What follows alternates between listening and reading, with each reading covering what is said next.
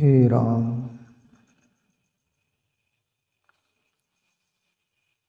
गीता जी के सूत्र लेंगे अपन।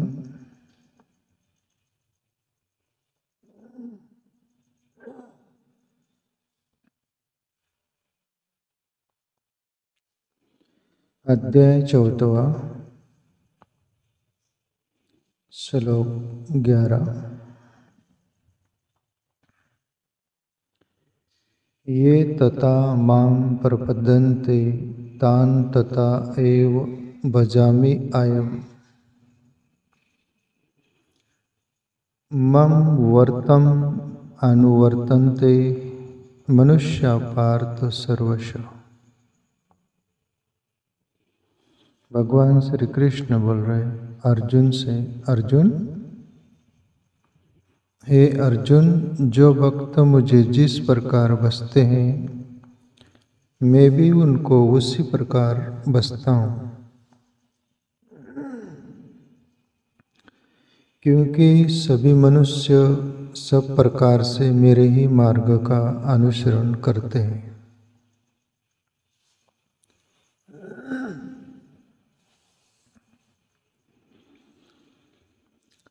प्यारे मित्रों, प्रभु श्री कृष्ण बोल रहे अर्जुन से, अर्जुन,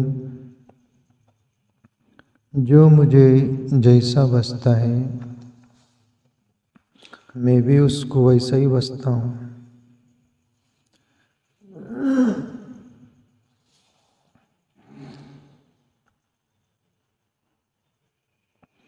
ये प्रकृति की व्यवस्था है। प्यारे मित्रों,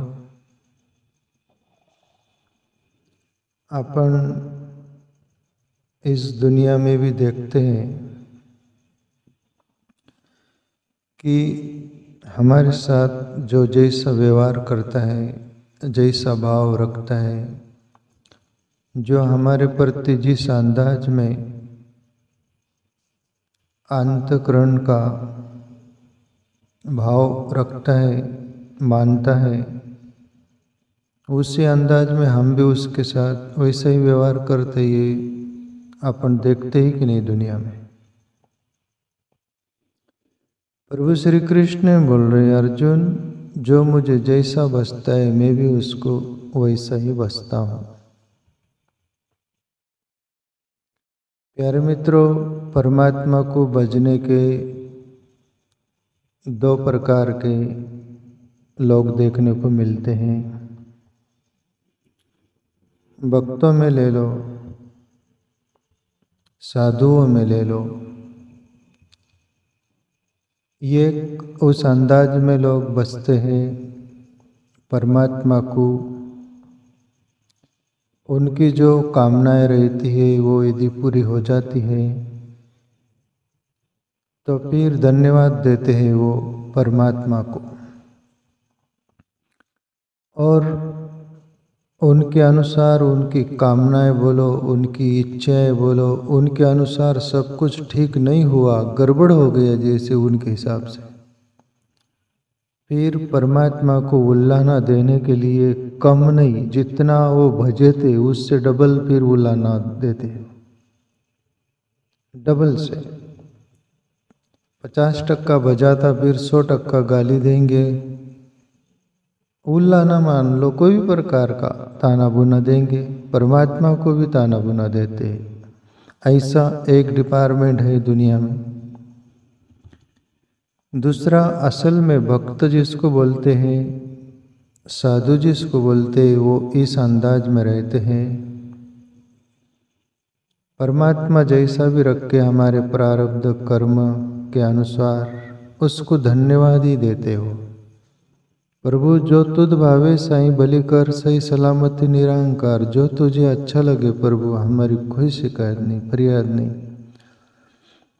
जैसे हम मानते हमारा बुरा हो गया, हानि हो गई, ऐसा कुछ, उसको भी वो धन्यवाद ही में बदलते हैं। सज्जन लोग, कोई साधु संत, बुरा भी हो गया तो वो परमात्मा को धन्यवाद ही देते हैं।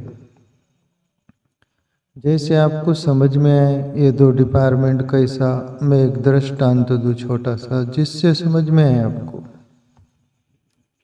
दो साधु थे, मंदिर था, गांव नगर होगा वहाँ पर। गांव से लगकर उनकी कुटिया थी, गांव में मंदिर था।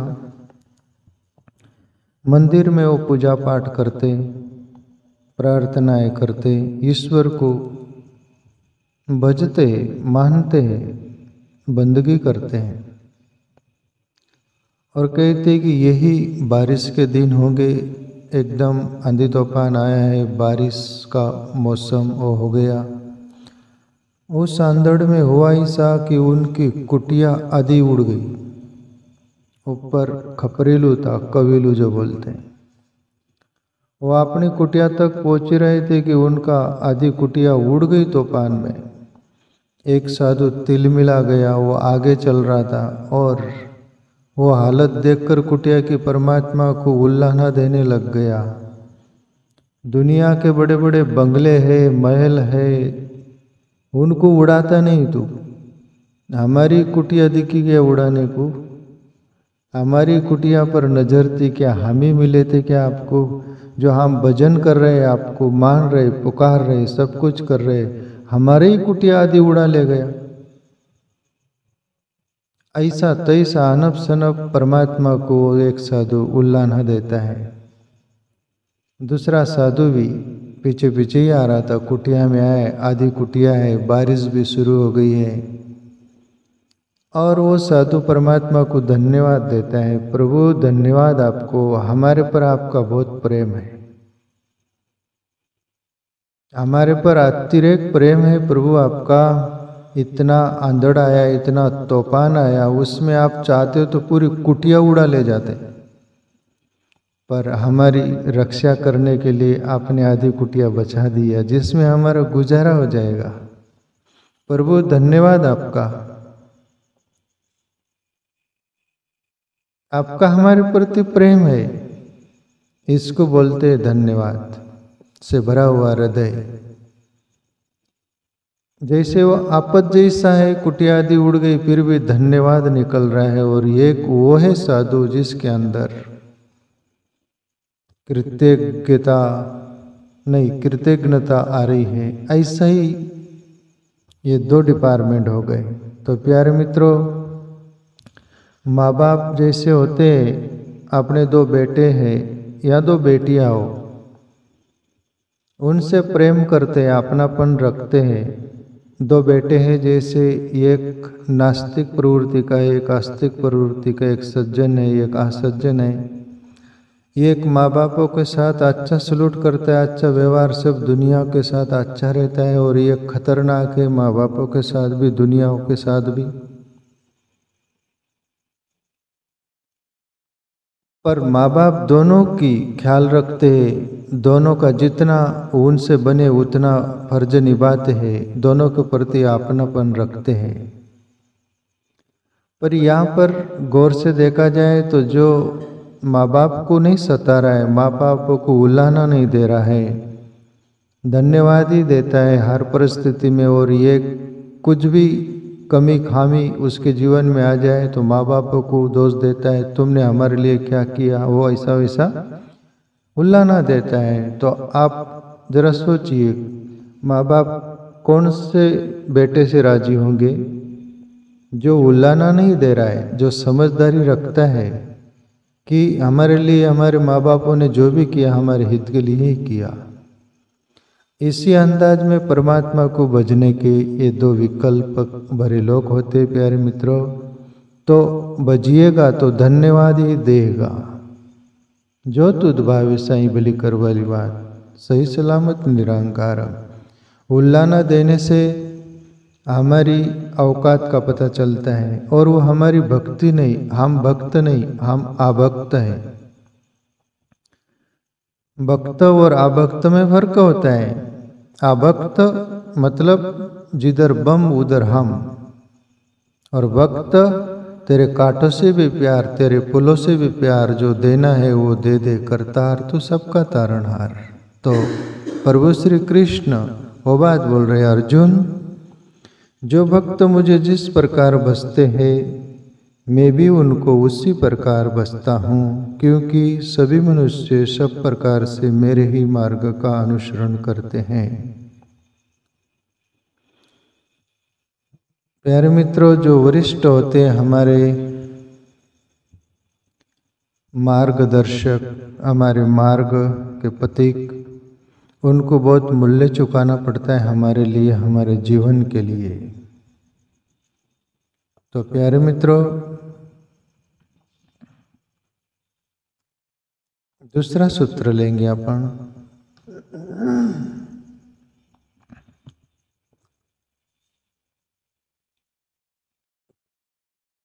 कांक्षति कर्मणाम सिद्धिम यजन्ते ये देवता अक्षिप्रम ही मानुष्य लोके सिद्धि भवति कर्मजा।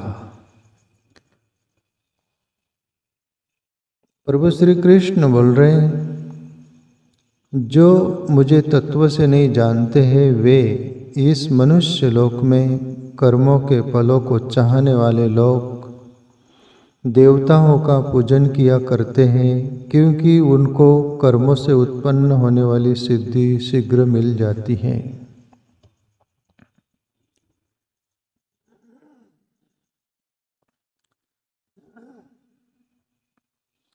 प्रभु श्री कृष्ण, प्यारे मित्रों,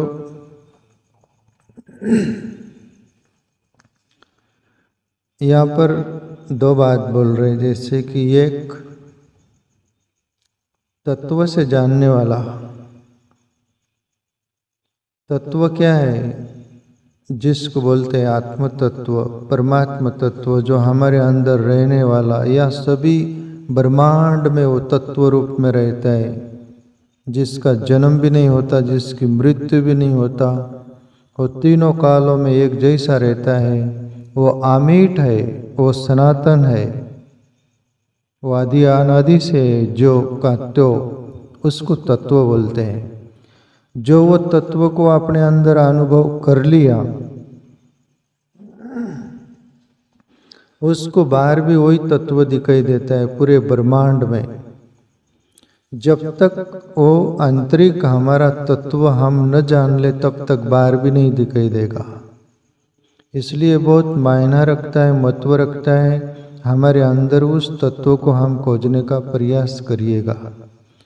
उसको हम खोजने का प्रयास कैसे करिएगा? सीधा और साफ है, उसके लिए कोई पैसा नहीं लगेगा, कोई आपको ट्रेनिंग नहीं देनी पड़ेगी किधर। बहुत सारा झंझट, जब आप पढ़ाई करते फिर कोई भी ट्रेनिंग देते हो, सब कुछ क्या क्या करना पड़ता है ना, उस मंजिल तक तुम्हारे जीवन जीने के, पैसे कमाने के, वहाँ तक पहुँचने के लिए। ऐसा कुछ भी नहीं, सीधा सरल बोल रहा हूँ मैं। आँख बंद करो, अपने अंदर देखो। प्रभु श्री कृष्ण की दो विधि है, उसमें से एक विधि उत्तम है, जिसको पूरे वर्ल्ड में 90% लोग उपयोग करते वो विधि का, वो है आज्ञा चक्र में ध्यान, ये त्रिकुटी में ध्यान। बस देखते रहो, कुछ भी ना करो तो मैं गवाही हूँ उसका। सुनने बैठे रहो, एक दिन जरूर घटना घटेंगी, बूंदाबांदी होने लगेंगी, बारिश आने लगेंगी, आपको खुद ब खुद रस लगने लगेगा, आनंद। फिर मैं हूं कि कोई हूं आपको बोलेगा नहीं ध्यान करो, आप खुद ब खुद करोगे। क्यों? रस लग गया आपको। तो प्यारे मित्रों, उस तत्व को जानना है तो एक ही है मार्ग, उसको ध्यान करो।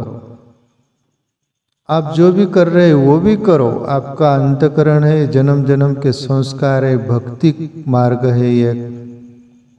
भक्ति मार्ग भी करो, पूरे डूब के करो, ध्यान करो, भक्ति करो, कुछ भी करो, पर वो तत्व के लिए अंदर प्यास बनाए रखे। प्यारे मित्रों, प्रभु उस तत्व की बात कर रहे, प्रभु श्री कृष्ण, जो मुझे तत्व से नहीं जानते हैं वे इस मनुष्य लोक में कर्मों के फल को चाहने वाले लोग देवताओं का पूजन किया करते हैं। प्यारे मित्रों, क्योंकि उनको कर्मों से उत्पन्न होने वाली सिद्धि शीघ्र मिल जाती है। देवी देवताओं का पूजन हवन उनको भजने वाले आपको इस दुनिया में 80% से कम लोग नहीं मिलेंगे, कि वो सकाम कर्म है। वो सकाम कर्म का मार्ग है जिससे तुम्हें कुछ चाहिए। देवी देवताओं का पूजन करिए, यज्ञ याग करिए, उनको मनाइए सब कुछ, तो वो सकाम कर्म तुम जो चाहते हैं वो तुमको मिलता है। वो भी तुम्हारा पेट भरने तक सीमित रहेगा। सुख सुविधा चाहोगे वो मिलेगा, सभी कुछ।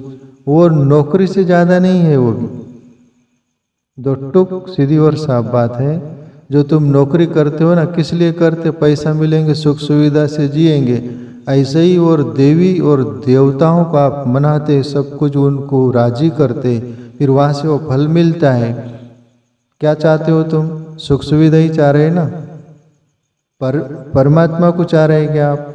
तो फिर तत्व तक कैसे पहुँच सकते हो आप किसी के काम को गए, आप मजदूरी, किसका दिन भर काम किया, वो मालिक जो था आपको शाम को पैसे दे दिया, छुट्टी, तुम कौन वो कौन? क्यों? तुमने कुछ उसके बदले में चाहा था ना। वो लेन देन पूरा हुआ, तुमने कर्म किया, काम किया, उसने पैसे दिया, जाओ उधर। ऐसा ही देवी देवताओं का रहता है। तुम जिस अंदाज में उनको पूजन किए, माने, सब कुछ, वो सकाम कर्म के हिसाब से तुमको दे देते जो भी कुछ। वो भी देवी देवता भी परमात्मा से ही लेते हैं। वो भी जैसे तुम व्यापार करते हो, किराना दुकान लगाते, उधर बड़ा डीलर से लाते, वो डीलर दूसरे डीलर से लाता है, ऐसा साकड़ी रहती हो। प्रभु श्री कृष्ण तो आगे बोलेंगे, ये देवी देवता भी मेरे से ही लेते हैं, तुमको देते हैं, पर जो मुझे भजने वाला वो मुझे प्राप्त होता है। देवी देवताओं को भजने वाला, भूत प्रेतों को भजने वाला उनको प्राप्त होता है, वो मेरे को नहीं होते। ये तो आगे बोलेंगे प्रभु श्री कृष्ण। पर प्यारे मित्रों, तत्व से जानना मतलब जन्म मरण के चक्कर से मिट जाना, परमात्मा में समा जाना, ये बात है वो। तो इस मनुष्य लोक में कर्मों के फल को चाहने वाले लोग देवताओं का पूजन किया करते हैं, क्योंकि उनको कर्मों से उत्पन्न होने वाली सिद्धि शीघ्र मिल जाती है।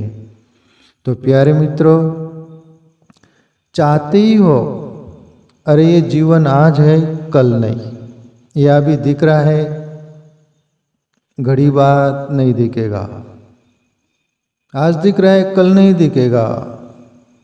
इसको जीने के लिए ही हम मंग रहे, सब कुछ कर रहे, तो ये जीव भाव हो गया। जीव भाव से हम ऊपर उठेगा। पशु पक्षी ले लो, पेड़ पौधों से सभी पेट भरने के लिए वही धंधा कर रहे। पेड़ भी नीचे जड़ फंसाता है, पानी में डालता है, वो सब वहाँ से रस लेने के लिए, वो भी पेट भरने के लिए ही कर रहा। पशु पक्षी दिन भर खाते रहते, खाते, पेट ही भरना है उनको, दूसरा कुछ करना है। दूसरा प्राकृतिक जो कर्म है उनका भोग, बच्चे पैदा करना, वो भी सहज हो रहा है, और तुम भी वही कर रहे हो। तो फिर मनुष्य में और पशु पेड़ पौधों में हम में क्या फर्क? पर अपन मनुष्य है, दुर्लभ ये शरीर मिला है। प्यारे मित्रों, परमात्मा को हम खोज सकते, उस तत्व का अनुभव कर सकते। अनंत लोगों ने किया, हम भी कर सकते हैं। जैसे बीज जो होता है, बीज में वो शक्ति होती है अंकुरित होकर बड़ा पेड़ बनने की, वैसे तुम में भी है। कोई पेड़ बन गए, तुम भी बन सकते हो।